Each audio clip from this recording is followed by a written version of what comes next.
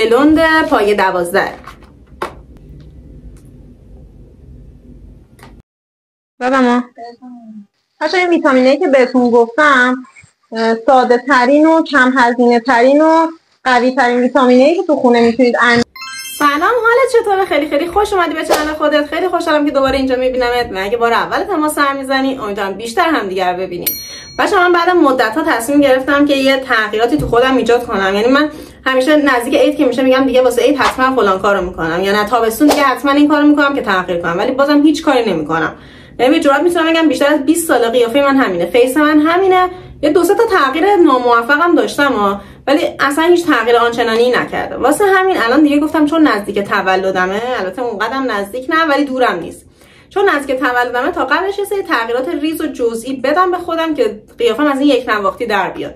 واقعا دیگه خسته شدم و میخوام توی این قسمت موهامو رنگ کنم، کوتاه کنم. یه کار ریسکی باشه، میخوام موهامو چتری بزنم. یعنی ببینید چقدر خسته شدم که حاضرم این ریسکو بکنم، موهامو چتری بزنم. امیدوارم پشیمون نشم. و یه ویتامینه انجام بدم واسه موهام، چون کم حالت زبر و پرزی شده. میخوام یه ویتامینه خونگی به تو هم یاد بدم که خیلی خوبه، کارو قشنگ برات در میاره. یه احیای اورژانسی و یه صافی اورژانسی بهت میده، پس حتما با من همراه باش. خب بچه‌ها اول از همه میخوام موهامو رنگ کنم و رنگ موی که انتخاب کردم برای این قسمت بلوند پایه 12. در زدم یه چیزی گفتم. نه دروغ گفتم، واسه اینکه اگه موهاتون رو مشکی کرده باشید میدونید که هیچ راهی نیست، یعنی بالاتر از سیاهی هیچ رنگی نیست. مشکی که بذارید دیگه نمیتونید هیچ رنگی کنید. با اینکه من عاشق رنگ بلوند و رنگای روشنم، مورد اولی که بهم نمیاد رنگای روشن واقعا، مورد دومی که اصلا نمیشه گذاشت. یه بار این کارو کردم، موهامو روی پرکلاقی برداشتم دکولره کردم، به پایه رسوندم، خب اینقدر از موهام از دست دادم دیگه قشنگ. واسه همین فقط میخوام مشکی کنم، به خاطر اینکه دکولرهای قبلی زده بیرون، یکم نارنجی پارنجی و طلایی تو موهام در اومده، میخوام اونا رو الان رنگ کنم.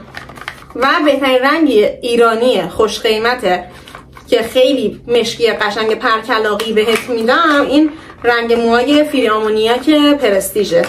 یعنی رنگ موی بدون آمونیاک پرستیژه، این شکلیه. بچه واقعا یه پرکلاقی خیلی خوشگل بهت میده و اصلا به موهات آسیب نمیزنه.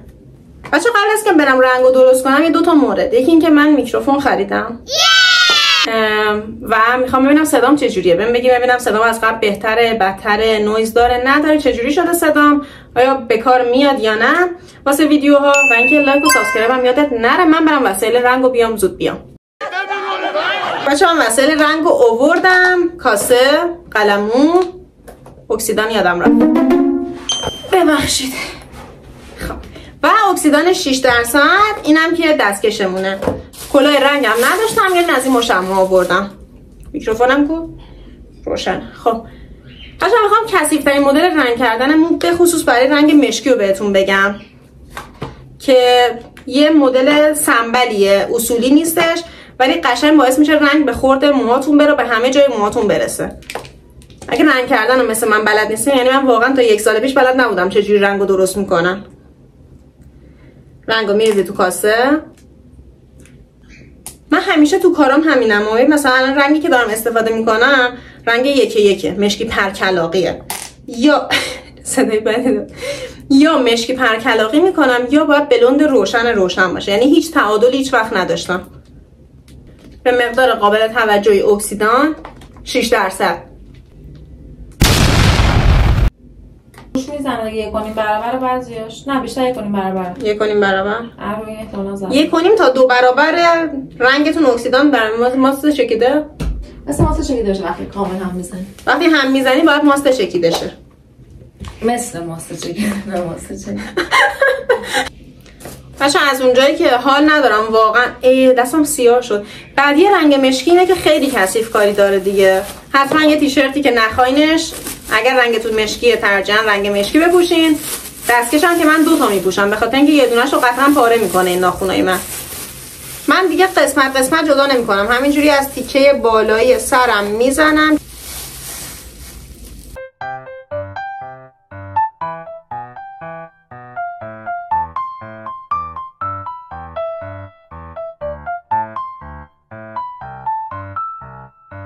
بیا میکروفون بردار رنگی نشه.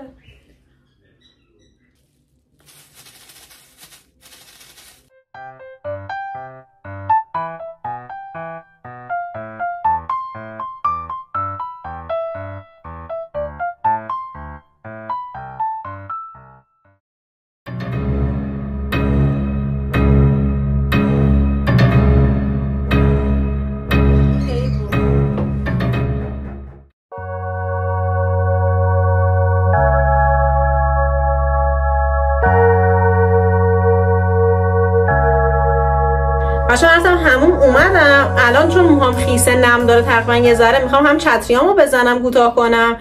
یعنی من از سال سوم دبستان به اینور تا حالا دیگه چتری نزدم، همینجوری موهام بلند بوده جلوش. و هم این که اون ویتامینه رو درست کنم بزنم رو موهام مکس کنم، برم همون بیام و استایل نهایی موهام بهتون نشون بدم. اول بریم سراغ چتریمون. از این چتری پرده‌ای که این شکلی میشه تو صورت واقعا استرس دارم چون که تا حالا چتری نزدم. یعنی انگشت باید باز کنی. تا انگشت باید باز کنی. اینجوری انگشت اینجوری باز کن. اینجوری؟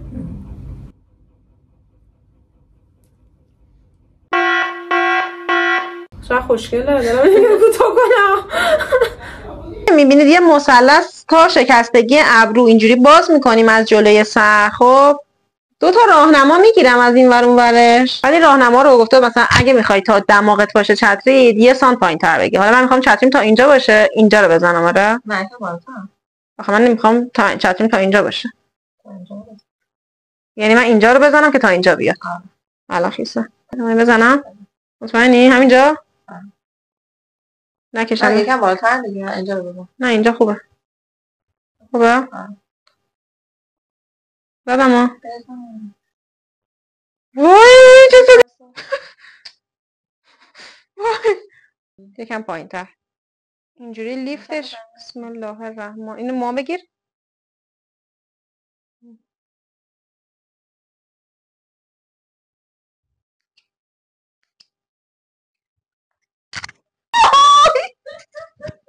چرا اینجوری میخوایی ها؟ بچه من تا از استایل کردن چتری مطمئن نشم چتری رو بهتون نشون نمیدم. فعلا این فوکول باشه. الان بریم ویتامینه رو با هم دیگه درست کنیم، بزنیم رو موامون مکس کنیم، برم همون بیام تا ببینم که چه بلایی میتونم سر این چتریم بیارم. البته پروانه‌ای یا پرده‌ای چی بود اون مدلی که میخواستم نشد، ولی برم ببینم اگه میتونم اینو استایل کنم یا نه. بریم با هم دیگه ویتامینه رو درست کنیم. موادی که برای این ویتامین لازم داری یه مقداری پروتئین یا کراتینه که بهتره پروتئین باشه. پروتئین خاویار هم بهتره. اگر نداری میتونی خیلی کم از لوازم آرایشی تهیه کنی. ماسک موت و روغن آرگان همه رو بریز و با هم دیگه خوب ترکیب کن.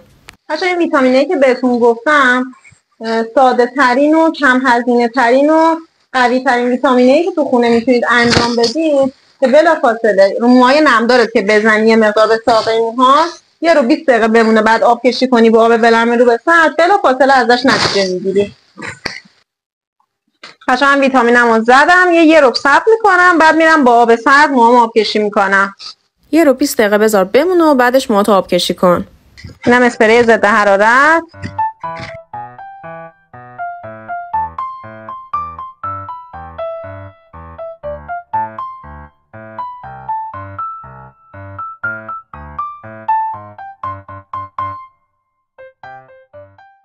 اینم از نتیجه رنگ کردن موهام، کوتاه کردنشون و ویتامینه. بهم بگو ببینم تو ویدیو بعدی باید چه تغییراتی انجام بدم. مرسی که تا اینجا ویدیو همراه هم بودی. ویدیو دیگه همینجا میبینمت. فعلا